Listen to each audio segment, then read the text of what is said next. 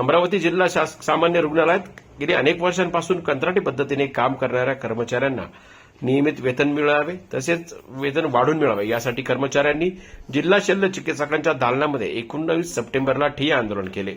जिल्हा सामान्य रुग्णालय अमरावती येथे जिल्हा रुग्णालय डफरीण येथील 15 ते 17 वर्षांपासून काम करीत असलेल्या कंत्राटी कामगारांचे अनेक वर्षांपासून शोषण सुरू होते।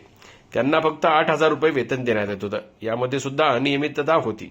3 महिने वेतन मिळत नव्हते। या संदर्भात सर्व कंत्राटी कामगारांना किमान वेतन कायद्यानुसार वेतन देण्यात यावे याकरिता निवेदन देण्यात आले।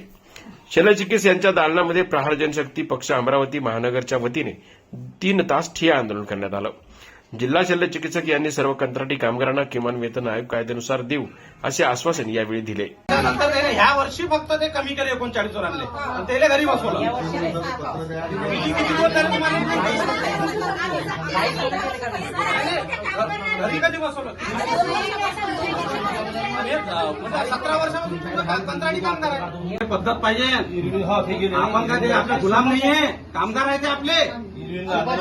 बोलण्याची पद्धत ठेवायची बरोबर। एकही आगाऊ शब्द येईना काढला फोन करा, पोलीस स्टेशनला गुन्हा दाखल करू। याच्यावर एकही शब्द गलत काढला येईना तोंडातून आता याच्या पुढं आपण गुलाम नाही, कामगार आहोत, याचा अधिकार नाही बोलायचा। जनजागर मराठीसाठी प्रमोद घाटे, नेरपिंगळाई, मोर्शी।